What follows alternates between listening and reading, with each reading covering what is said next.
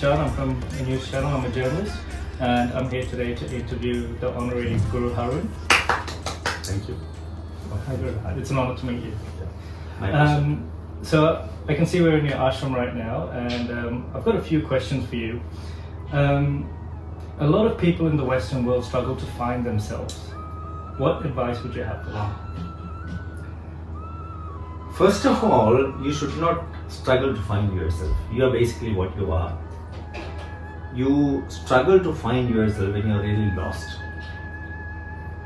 The problem with the Western world is that they get lost. That's why they are struggling to find themselves out. And the more you struggle, the less the chances of you finding out. Because finding you out is not a struggle. It's an easy way. All you have to do is remove what you are not. As a child, you are what you are. As you grow up, you are covered by layers and layers of pseudo images which you have gathered and the society has put upon you. And then with all these layers of pseudo clothing over you, you're struggling to find who you are. All you have to remove these clothings and you get revealed. Okay. And how would you suggest people to start removing these layers? For example, if you're a 35-year-old who's living in a Western world, struggling in the rat race, and is trying to find his spiritual side and trying to find out where he belongs in the world, how do you suggest he essentially shed off these layers and find his true self? Basically, you must realize that who you think you are is just an illusion. You know, we call the ancient Indian Vedic scriptures describe it as the ego, or we call it a pseudo-ego. What you perceive yourself as the you, when you look at a mirror, you see yourself, or you look at a photo, you identify it as yourself, which is not you. Because you look at your photo, for example, 1 year ago, it's different from what you are now.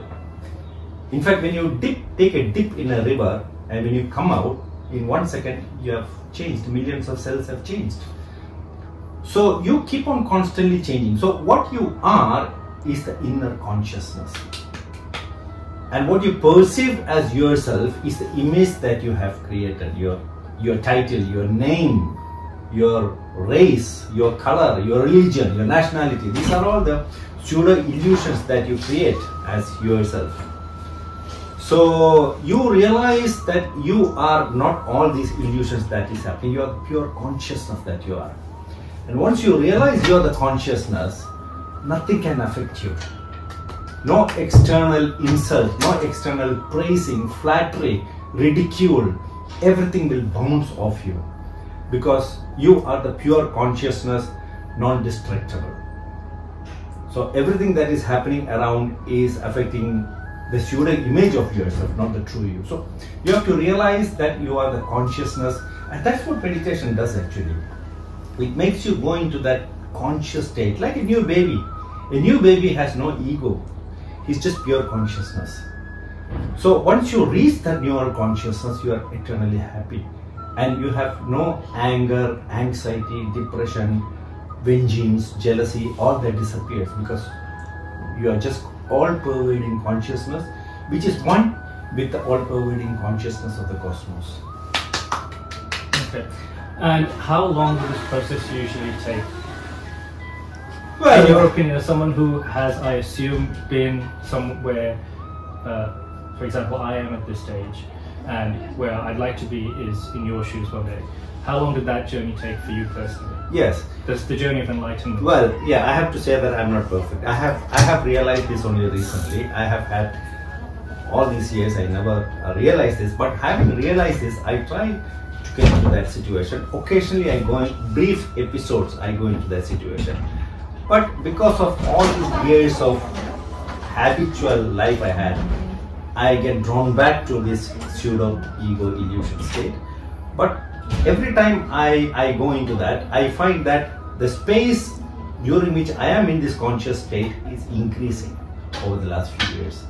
So these days, I don't get offended or I don't feel egoistic as much as I used to feel a few years ago. I still have a long way to go. Okay. All right. Another question that's just been sent in through Twitter is from someone in Australia, is people often say that life should consist of ups and downs, but meditation preaches you to be in a constant state of whether it's bliss or happiness or whatever it is. It essentially teaches you to not be reactive and to observe the environment around you and stay in essentially a single phase of emotions. Should life consist, in your opinion, of experiencing highs of euphoria, lows of depression, and then going to your grave being appreciative of having lived that life? Or should you live a life of just constant monotony when it comes to emotions? It's a very good question. Now the thing is that human beings are evolved. We are not plants or animals. Plants or animals do not have high and low emotions as far as we know. Maybe they have, but as far as we understand, they don't have these high and low emotions which we humans experience. There's nothing wrong in experiencing high and low emotions. That's what the human brain is about. Now what is important is that you don't become a victim of these emotions. Your life doesn't get changed, your pulse rate doesn't get affected, your heartbeat doesn't get affected, your happiness doesn't get affected. Even if you're depressed, you see as a bad thing happening to you. Suppose you fail an exam. It's not an occasion to be cheerful about. But you shouldn't let that affect the consciousness in you and go into a state of depression. You see it, you know that you have failed. That's an emotion. But then come over it, stay at a distance, experience the emotion. Don't become a victim of the emotion. All emotions have to be experienced, but not to be a victim. Okay, all right. And another question that's just come through as well is to reach the state that Guru Haroon that you have reached has taken many years from what you've told us. Some of our younger viewers believe that there might be an easier way to access this through the use of psychedelics. Non-addictive psychedelics, which have been proven to not have long-term toxic effects on the human body or the brain.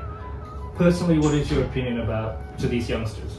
Well, I have personally no experience with psychedelics, but I'm very much against any artificial methods of achieving a state of bliss.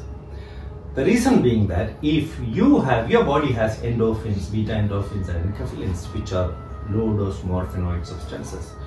Your body has the ability to produce this because your body needs to go into a level of bliss. Now, if you take psychedelics and that gives you a sense of bliss, and the next time you want it, you will definitely go back to psychedelics again. And if you don't get it, you start getting frustrated. But your inner self, when it's creating, it's under your own control. You're not depending on the salesman or the storekeeper to provide you that. So basically, you should not depend on others. You are your inner self, your consciousness, you are the all-pervading consciousness. So you depend on yourself. You are the man to make destiny for you, nobody else. Thank you, Guru Haroon. I think we might end this interview with a final question. There seems to be high rates of anxiety and depression among today's youth, and a lot of that is being linked to social media and phone addiction and all that sort of new age things that previous generations didn't go through.